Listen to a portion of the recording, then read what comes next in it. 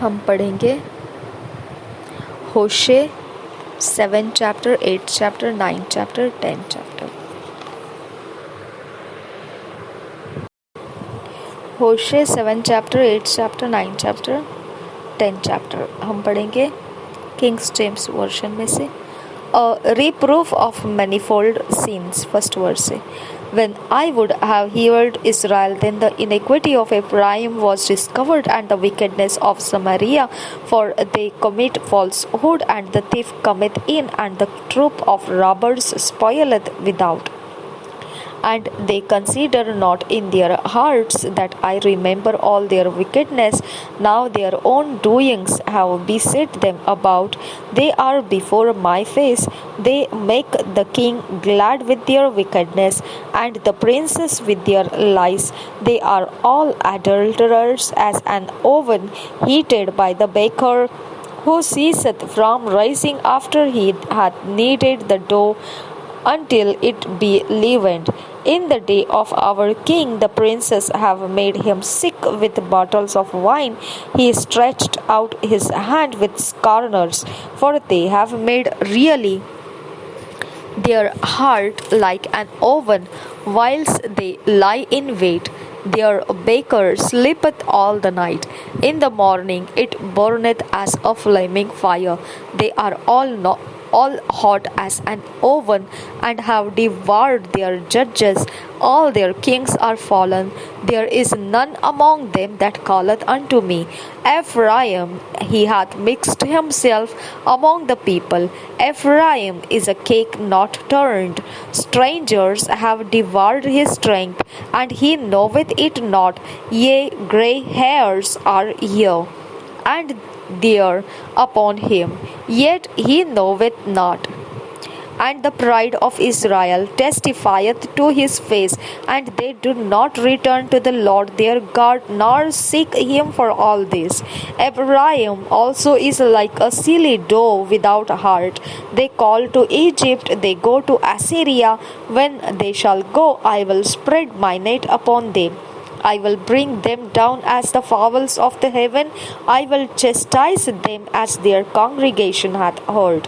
Woe unto them, for they have fled from me. Destruction unto them, because they have transgressed against me. Though I have redeemed them, yet they have spoken lies against me. And they have not cried unto me with their heart when they howled upon their beds. They assemble themselves for corn and wine, and they rebel against me. Though I have bound and strengthened their arms, yet do they imagine mischief against me. They return, but not to the Most High. They are like a deceitful bow. Their princes shall fall by the sword for the rage of their tongue. This shall be their derision in the land of Egypt. Chapter 8. Destruction threatened in Israel to Israel and Judah. First verse. Set the trumpet to thy mouth, he shall come as an eagle against the house of the Lord, because they have transgressed my covenant and trespassed against my law. Israel shall cry unto me, My God, we know thee. Israel hath cast off the thing that is good. The enemy shall pursue him. They have set up kings, but not by me. They have made princes, and I knew it not. Of their silver and their gold have they made them idols, that they may be cut off. Thy calf, O Samaria, hath cast thee off. Mine anger is kindled against them. How long will it be ere they attain to innocency? For from Israel was it also the workman made it. Therefore it is not good, but the calf of Samaria shall be broken in pieces. For they have sown the wind, and they shall reap the whirlwind. It hath no stock, and it hath no stock. The bud shall yield no meal. If so be it yield, the strangers shall swallow it up. Israel is swallowed up. Now shall they be among the Gentiles as a vessel wherein is no pleasure, for they are gone up to Assyria, a wild ass alone by himself. Ephraim hath hired lovers, yea, though they have hired among the nations, now will I gather them, and they shall sorrow a little for the burden of the king of princes.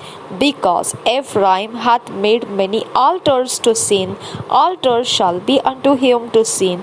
I have written to him the great things of my law, but they were counted as a strange thing.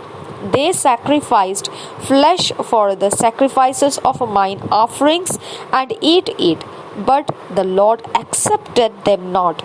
Now will he remember their iniquity and visit their sins? They shall return to Egypt. For Israel hath forgotten his Maker, and buildeth temples, and Judah hath multiplied fenced cities. But I will send a fire upon his cities, and it shall devour the palaces thereof. Chapter 9. Distress and captivity of Israel for their sins.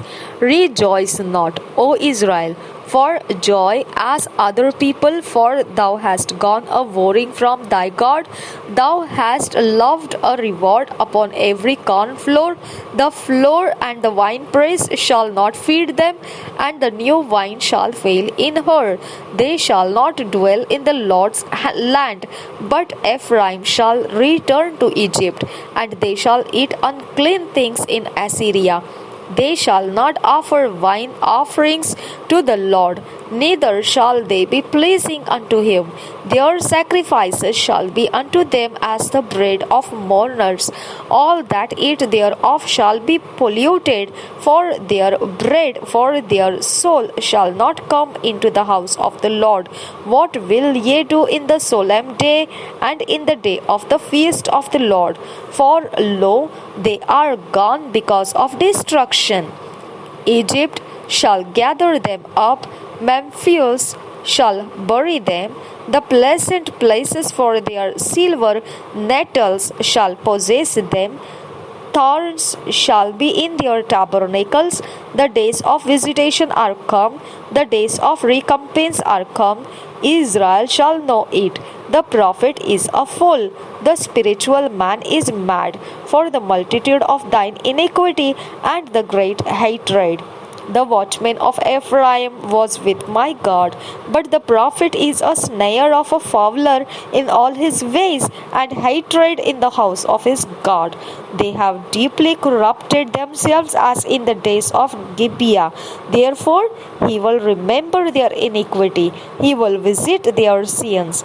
I found Israel like grapes in the wilderness. I saw your fathers as the first ripe in the fig tree at her first time. But they went to Baal Peor and separated themselves unto that shame, and their abominations were according as they loved.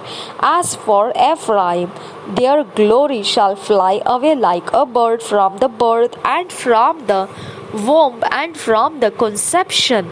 Though they bring up their children, yet will I bereave them, that there shall not be a man left, yea, woe also to them, when I depart from them.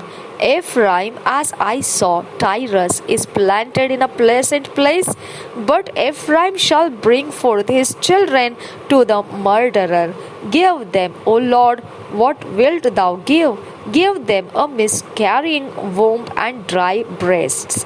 All their wickedness is in Gilgal. For there I hated them, for the wickedness of their doings. I will drive them out of mine house. I will love them no more. All their princes are revolters. Ephraim is smitten, their root is dried up. They shall bear no fruit, yea, though they bring forth, yet will I slay even the beloved fruit of their womb. my God will cast them away, because they did not hearken unto him, and they shall be wanderers among the nations. Chapter 10. Israel reproved and threatened for idolatry. First verse say, Israel is an empty vine. He bringeth forth fruit unto himself according to the multitude of his fruit.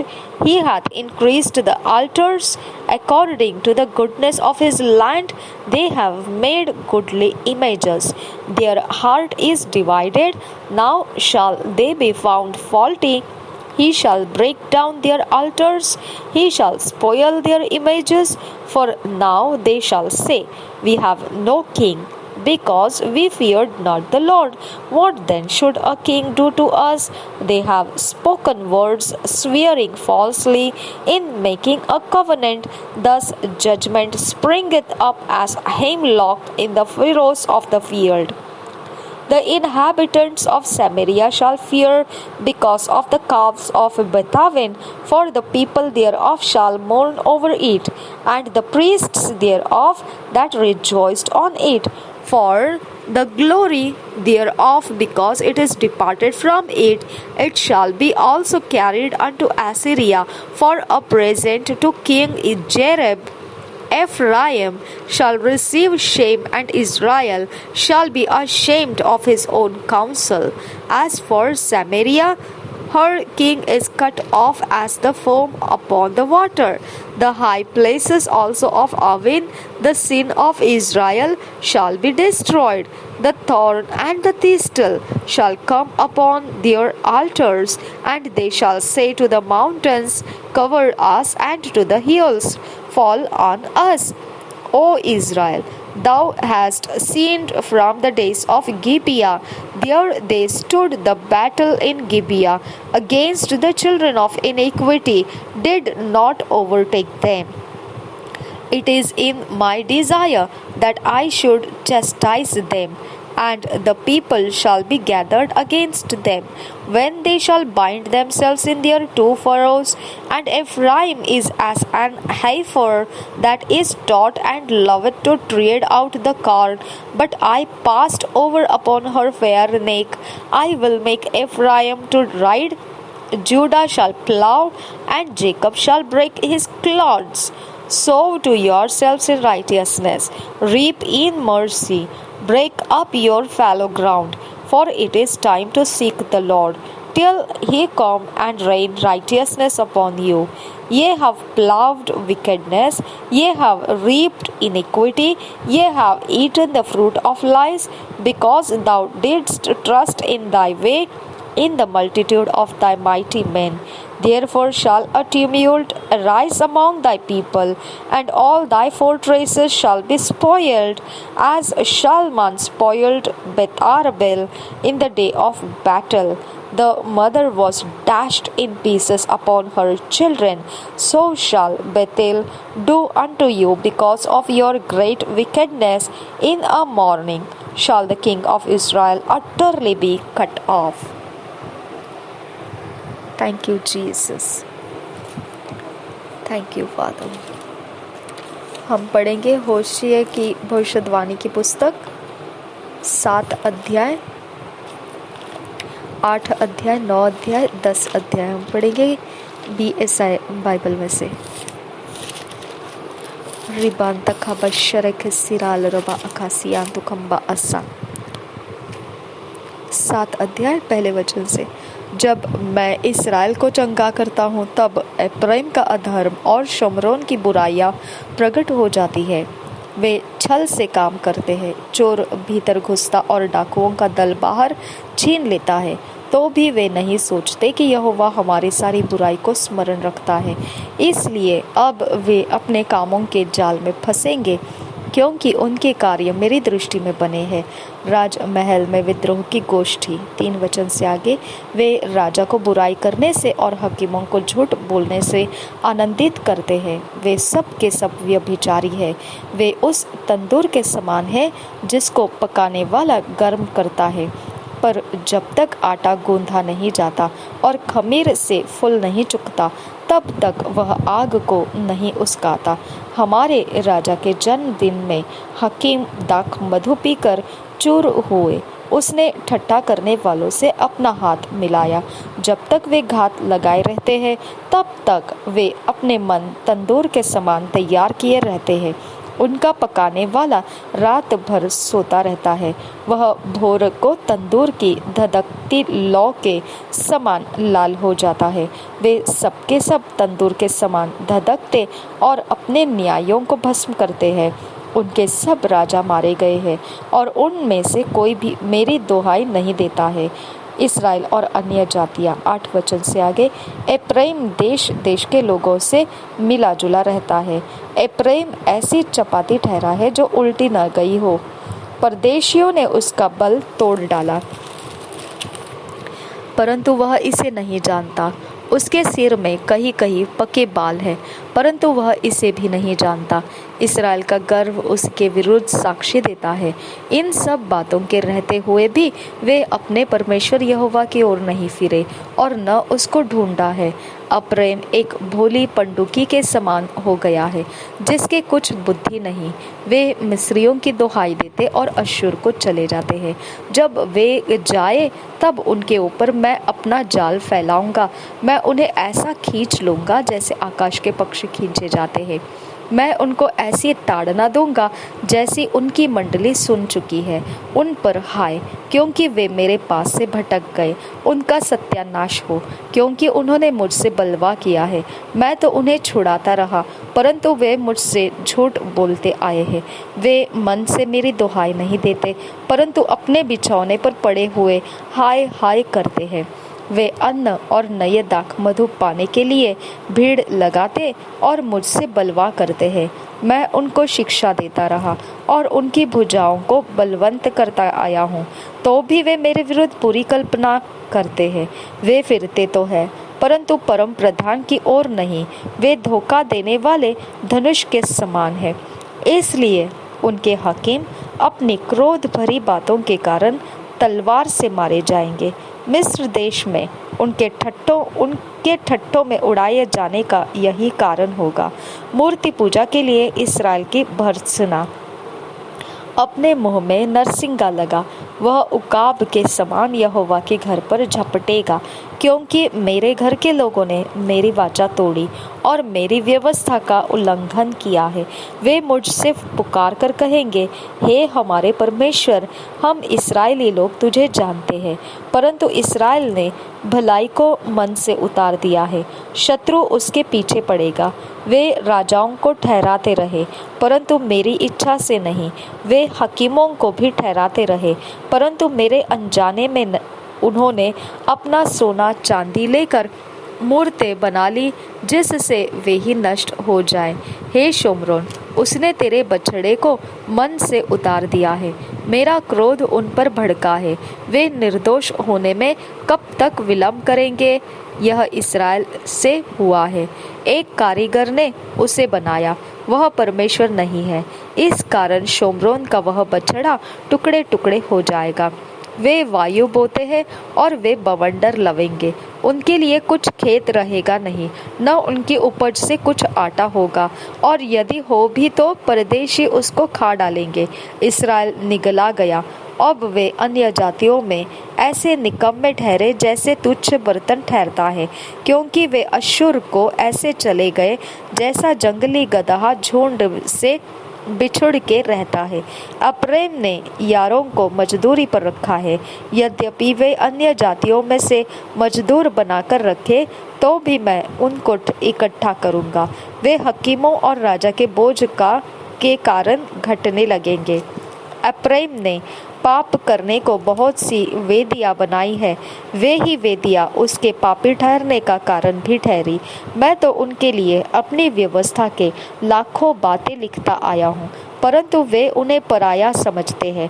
वे मेरे लिए बलिदान तो करते हैं और पशु बलि भी करते हैं, परंतु उसका फल मांस ही है, वे आप ही उसे खाते हैं, परंतु यहोवा उनसे प्रसन्न नहीं होता। अब वह उनके अधर्म की सुधि लेकर उनके पाप का दंड देगा। वे मिस्र में लौट जाएंगे, क्योंकि इस्राएल ने अपने कर्ता को भुलाकर महल बनाए और यहूदा ने बहुत से गढ़ वाले नगरों को बसाया है। परंतु मैं उनके नगरों में आग लगाऊंगा और उससे उनका गढ़ भस्म हो जाएंगे। इस्राएल को दंड की घोषणा 9 अध्याय पहले वचन से। हे इस्राएल, तू देश देश के लोगों के समान आनंद में मगन मत हो, क्योंकि तू अपने परमेश्वर को छोड़कर वेश्या बनी। तूने अन्न के हरेक खलिहान पर छिनाले की कमाई आनंद से ली है।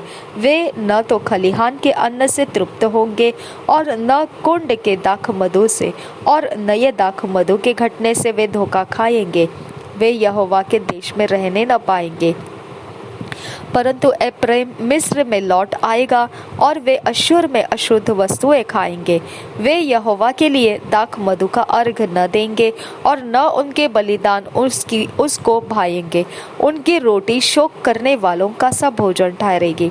जितने उसे खाएंगे सब अशुद्ध हो जाएंगे, क्योंकि उनकी भोजन वस्तु उनकी भूख बुझाने के लिए होगी। वह यहोवा के भवन में न आ सकेगी। नियत समय के पर्व और यहोवा के उत्सव के दिन तुम क्या करोगे? देखो, वे नष्ट होने के डर के मारे चले गए, परंतु वहां मर जाएंगे और मिस्री उनके शव इकट्ठा करेंगे और मोप के निवासी उनको मिट्टी देंगे। उनकी मन भावनी चांदी की वस्तुएं बिच्छू पेड़ों के बीच में पड़ेगी और उनके तंबुओं में झड़बेरी उगेगी। दंड के दिन आए हैं, बदला लेने के दिन आए हैं, और इस्राएल यह जान लेगा उनके बहुत से अधर्म और बड़े द्वेष के कारण। भविष्यद्वक्ता तो मूर्ख और जिस पुरुष पर आत्मा उतरता है वह बावला ठहरेगा।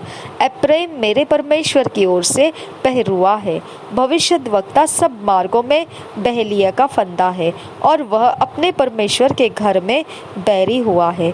वे गीबा के दिनों की भांति अत्यंत बिगड़े हैं, इसलिए वह उनके अधर्म की सुधि लेकर उनके पाप का दंड देगा।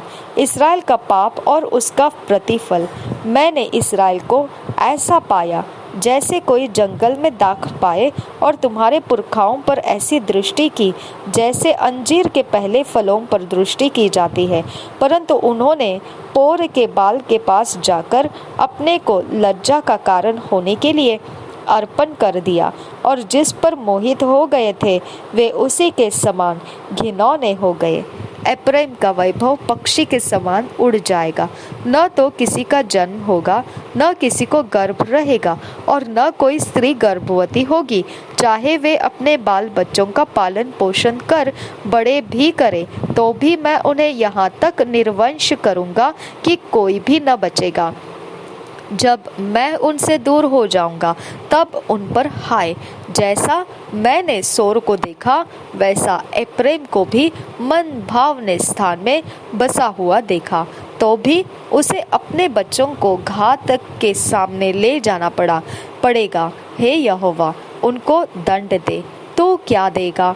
यह कि उनकी स्त्रियों के गर्भ गिर जाए और स्तन सूखे रहे। इस्राएल का न्याय 15 वचन से आगे। उनकी सारी बुराई गिलगाल में है, वही मैंने उनसे घृणा की। उनके बुरे कामों के कारण मैं उनको अपने घर से निकाल दूंगा, उनसे फिर प्रीति न रखूंगा, क्योंकि उनके सब हकीम बलवा करने वाले हैं। एप्रैम मारा हुआ है, उनके जड़ सूख गई, उनमें फल न लगेगा। चाहे उनकी स्त्रियां बच्चे भी जने, तो भी मैं उनके जन्मे हुए दुलारों को मार डालूंगा। इस्राएल के विषय नबी की चेतावनी। मेरा परमेश्वर उनको निकम्मा ठहराएगा, क्योंकि उन्होंने उसकी नहीं सुनी। वे जाति जाति के बीच मारे मारे फिरेंगे। 10 अध्याय पहले वचन से आगे। इस्राएल एक लहलहाती हुई दाख लता सी है, जिसमें बहुत से फल भी लगे, परंतु ज्यों ज्यों उसके फल बढ़े त्यों त्यों उसने अधिक वेदियां बनाई। जैसे जैसे उसकी भूमि सुधरी वैसे ही वे सुंदर लाटे बनाते गए। उनका मन बटा हुआ है, अब वे दोषी ठहरेंगे। वह उनकी वेदियों को तोड़ डालेगा और उनकी लाटों को टुकड़े टुकड़े करेगा। अब वे कहेंगे, हमारे कोई राजा नहीं है, क्योंकि हमने यहोवा का भय नहीं माना। इसलिए राजा हमारा क्या कर सकता है? वे बातें बनाते और झूठी शपथ खाकर वाचा बांधते हैं। इस कारण खेत की रेघारियों में धतूरे के समान दंड फूले फलेगा। सामरिया के निवासी बेतावेन के बछड़े के लिए डरते रहेंगे और उसके लोग उसके लिए विलाप करेंगे, और उसके पुजारी जो उसके कारण मगन होते थे उसके प्रताप के लिए इस कारण विलाप करेंगे, क्योंकि वह उनमें से उठ गया है। वह यारेब राजा की भेंट ठहरने के लिए अश्शूर देश में पहुंचाया जाएगा। अप्रैम लज्जित होगा और इस्राएल भी अपनी युक्ति से लजाएगा। सामरिया अपने राजा समेत जल के बुलबुले के समान मिट जाएगा। आवेन के ऊंचे स्थान जो इस्राएल का पाप है वे नष्ट होंगे। उनकी वेदियों पर झड़ बेरी पेड़ ऊंट कटारे उगेंगे, और उस समय लोग पहाड़ों से कहने लगेंगे, हमको छिपा लो, और टीलों से कि हम पर गिर पड़ो। परमेश्वर द्वारा इस्राएल पर दंड की घोषणा। हे इस्राएल, तो गिबा के दिनों से पाप करता आया है, वे उसी में बने रहे। क्या वे गिबा में कुटिल मनुष्यों के संग लड़ाई में न फंसे? जब मेरी इच्छा होगी तब मैं उन्हें ताड़ना दूंगा, और देश देश के लोग उनके विरुद्ध इकट्ठे हो जाएंगे, क्योंकि वे अपने दोनों अधर्मों में फंसे हुए हैं। एप्रैम सीखी हुई बछिया है जो अन्न दावने में से प्रसन्न होती है, परंतु मैंने उसके सुंदर गर्दन पर जुआ रखा है। मैं एप्रैम पर सवार चढ़ाऊंगा, यहूदा हल और याकूब हेंगा खींचेगा। अपने लिए धर्म का बीज बोवो, तब करुणा के अनुसार खेत काटने पाओगे। अपनी पड़ती भूमि को जोतो। देखो, अभी यहोवा के पीछे हो लेने का समय है कि वह आए और तुम्हारे ऊपर उद्धार बरसाए। तुमने दुष्टता के लिए हल जोता और अन्याय का खेत काटा है, और तुमने धोखे का फल खाया है। यह इसलिए हुआ क्योंकि तुमने अपने कुव्यवहार पर और अपने बहुत से वीरों पर भरोसा रखा था। इस कारण तुम्हारे लोगों में हुल्लड़ उठेगा और तुम्हारे सब गढ़ ऐसे नष्ट किए जाएंगे जैसा बेतरबेल नगर युद्ध के समय शल्मन के द्वारा नष्ट किया गया। उस समय माताएं अपने बच्चों समेत पटक दी गई थी। तुम्हारी अत्यंत बुराई के कारण बेतेल से भी इसी प्रकार का व्यवहार किया जाएगा। भोर होते ही इस्राएल का राजा पूरी रीति से मिट जाएगा। धन्यवाद करते हैं प्रभु यीशु मसीह आपके महान सामर्थ्य वचन के लिए। आपने पिता परमेश्वर हमें सिखाने का वायदा रखा है। पवित्र आत्मा जो हम में निवास करता है हमको सिखाता है। हम निश्चित पिता विश्वास के साथ ये वचनों को अपने अंदर रुकने के लिए मांगते हैं और सीखने के लिए मांगते हैं, और हम तेरे राज्य के काम करने के लिए हो रहे हैं। इसके लिए हम धन्यवाद करते हैं। Thank you Jesus. नासरी यीशु के नाम में हमें फिट एंड फिक्स कर, इन वचनों के अधीन लाकर हमें ईश्वरीय रचना डिवाइन ऑर्डरलीनेस में लेकर आ। नासरी यीशु के नाम में मांगते हैं पिता, सुन और कबूल कर। आमीन आमीन आमीन। हम 2 इयर्स बाइबल रीडिंग प्लान देखेंगे। 2 साल का Bible reading plan John 19 chapter 23 verse से 37 वर्स, 2 क्रॉनिकल्स 23 चैप्टर 24 चैप्टर। 2 साल का बाइबल रीडिंग प्लान यूहन्ना रचित सुसमाचार 19 अध्याय का 23 से 27 वचन। दूसरा इतिहास 23 अध्याय 24 अध्याय। हम पढ़ेंगे अकेले में बैठकर पर्सनल टाइम में। जैसे ही हम इसे पर्सनल टाइम में पढ़ रहे होंगे, हमारे अंदर परमेश्वर अपने आत्मा के साथ काम करेगा।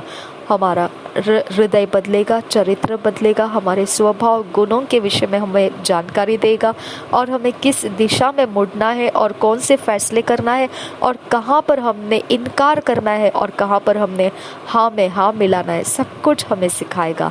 ऐसा होने देने के लिए हम परमेश्वर के साथ एकांत में बैठकर समय बिताएंगे, जो परमेश्वर का वचन पढ़ते हुए, 2 साल के बाइबल रीडिंग को पढ़ते हुए। ठीक है, अगर आप अपने तरीके से उसे पढ़ना चाहते वैसे कर सकते, लेकिन हम अपने व्यक्तिगत रूप में परमेश्वर को पहचानना चाहते हैं। हमारे अंदर परमेश्वर की पहचान को हम उभर कर आने का रास्ता देना चाहते हैं। इसके लिए हम अकेले में बैठकर 2 साल का बाइबल रीडिंग पढ़ने का फैसला लिए हैं। ठीक है, और निश्चित है कि परमेश्वर का आत्मा ही सब कुछ करने वाला है। हमने परमेश्वर के आत्मा ही का निश्चित लाभ उठाना है। प्रभु यीशु मसीह हम सब के साथ बना रहे। आमीन, आमीन, आमीन। पिता परमेश्वर के आत्मा हमें फिट एंड फिक्स कर ईश्वरीय रचना, डिवाइन ऑर्डरलीनेस में हमको लेकर आ। नासरी यीशु मसीह के नाम में हम विनती करते हैं, सुन और कबूल कर पिता। आमीन, आमीन, आमीन।